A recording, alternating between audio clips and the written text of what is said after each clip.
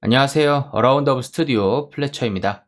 오늘은 자바에서 옵셔널 클래스에 대해서 알아보도록 하겠습니다. 우선 이 옵셔널 클래스라는 것을 알아보기 전에 널이라고 하는 것을 잠깐 짚고 넘어가야 될 것 같은데요. 널은 자바에서 제공해주는 키워드 중 하나입니다. 참조형 타입의 기본값으로 사용되고요. 널인 경우에는 할당되는 메모리가 없다는 것이 특징이 됩니다.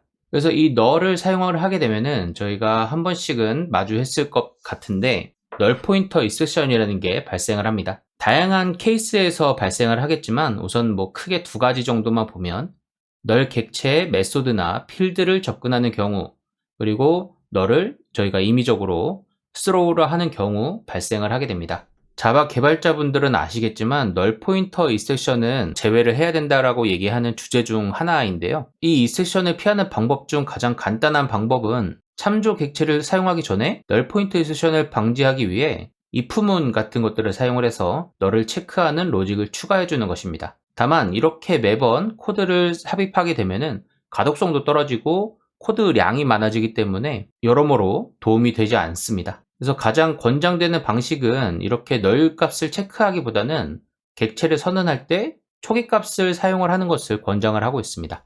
저렇게 해결을 해도 어쩔 수 없이 저희가 널을 맞이해야 되는 상황들은 발생을 하게 되는데요.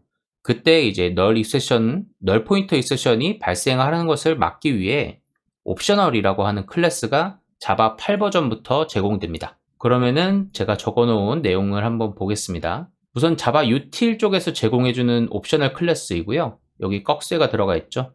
제네릭 타입을 하나 받고 있는데 자바는 옵셔널 클래스를 이용해서 널을 안전하게 사용할 수 있게끔 기능을 제공해주고 있습니다. 옵셔널 클래스는 널이 올 수 있는 참조 객체를 래핑하여 사용하는 그런 래퍼 클래스라고 보시면 되는데요. 이 T에는 레퍼런스, 참조 객체의 타입을 넣어주면 됩니다. 이런 옵셔널 클래스는 다양한 곳에서 많이 사용되고 있지만 대표적인 예를 들 수 있는 건 스프링 데이터 JP에서 제공해주고 있는 JPA 레포지토리가 되겠습니다. 아래 코드는 JPA 레포지토리의 그런 상속 구조들을 좀 뒤져다 보면은 CRUD 레포지토리가 있는데요. 거기서 제공하는 find by id라고 하는 메소드입니다. 저희가 PK 값을 이용해서 조회를 가장 많이 사용을 할 텐데 그때는 저희가 이런 옵셔널로 랩핑되어 있는 객체를 리턴 받게 됩니다. 자, 그러면 이렇게 돌려받은 옵셔널을 제대로 활용할 수 있는 방법들을 알아봐야 되는데요. 우선은 활용하는 방법 이전에 생성하는 방법부터 한번 보도록 하겠습니다. 객체의 선언은 이렇게 옵셔널 클래스를 사용하고자 하는 레퍼런스 타입을 삽입하여 선언을 하게 되는데요. 옵셔널의 꺽쇠 안에 저희가 레퍼런스 타입을 넣어주고 이렇게 이름을 정해주시면 객체가 선언이 됩니다. 근데 이렇게 뭐 객체만 선언하면은 뭐 쓸모가 없겠죠. 이거를 이제 초기화하는 작업이 필요한데 그때는 또 옵셔널에서 제공해주는 메소드들을 많이 사용을 합니다. empty, of nullable과 같은 그런 메소드가 있는데 이것들을 활용해서 초기화를 할 수 있는데요. empty는 null 값으로 초기화를 할 때 사용을 하고요. of 메소드는 null이 아닌 경우에 사용을 합니다. 그리고 of nullable 같은 경우에는 객체가 있을 수도 있고 null 값이 올 수도 있는 그런 상황에서 사용을 하게 됩니다. 자, 이렇게 생성된 옵셔널 클래스는 다양한 메소드를 제공하고 있는데요. 이 안에 있는 그 레퍼런스 객체를 사용하기 위한 다양한 기능들을 제공을 해줍니다. 여기는 대표적인 메소드들을 좀 적어놨는데요. 필터, 맵, 플랫 맵, 그리고 뭐 기타 등등 여러 메소드가 존재합니다. 몇 가지 메소드만 한번 살펴보도록 하겠습니다. 필터 메소드는 predicate를 사용을 해서 해당 값이 참이면 필터를 통과시키는 그런 역할을 하는데요. 아래의 코드는 그에 대한 예제 코드입니다. 자, 간단하게 예제 코드를 한번 보면 자, optional.of 해가지고 이 getObject라고 하는 걸 통해서 이 샘플 오브젝트를 한번 받았겠죠.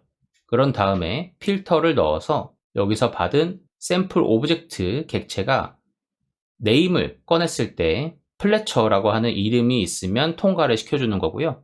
만약에 플래처라는 이름이 아니었다면 필터를 통과하지 못해서 널 값이 아마 전달이 될 겁니다. 자, 아래의 예제 같은 경우에는 똑같은 코드인데 여기에 플래처 1, 2, 3이라고 해놨죠. 이 예제 코드에서는 이름을 이 getObject로 가져온 객체에서 이름이 플래처라고 되어 있기 때문에 얘는 객체가 아마 들어올 거고요.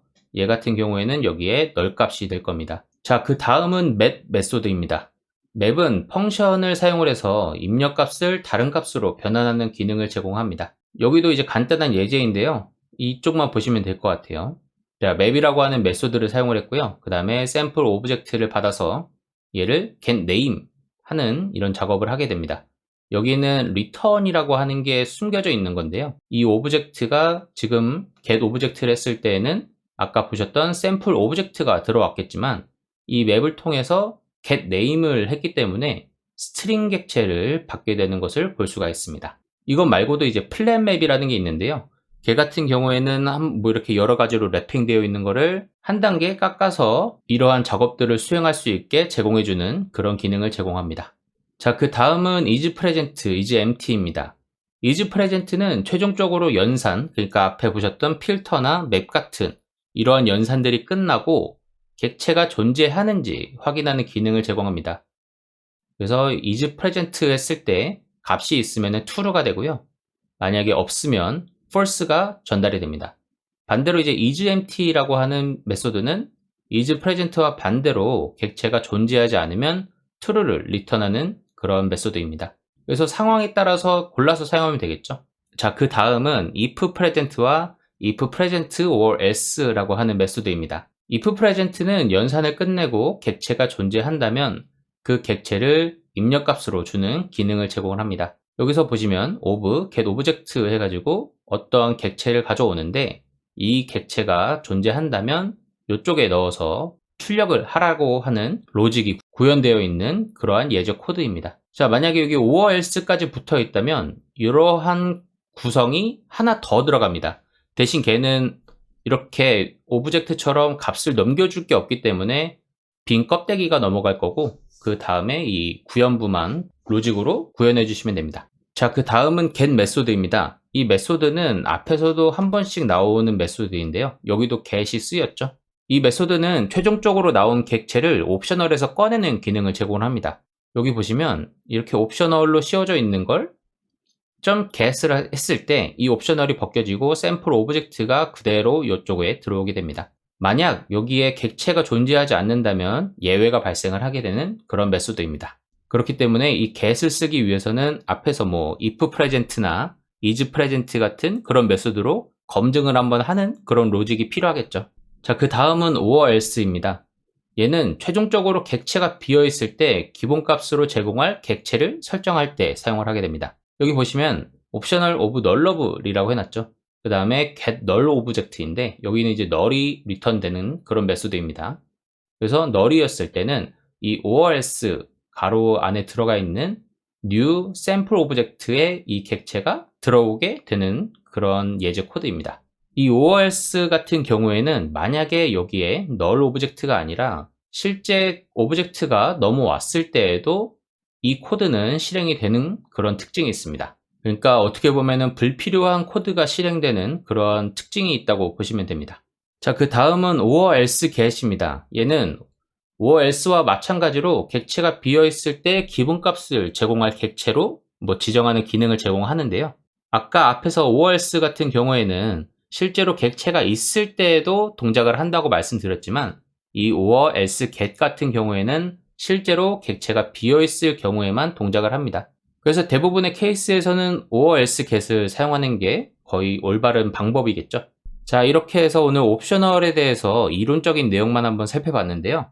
다음 시간에 실습편이 올라갈 거고 그때 오늘 보셨던 예제 코드들이 어떻게 동작하는지 한번 살펴보도록 하겠습니다.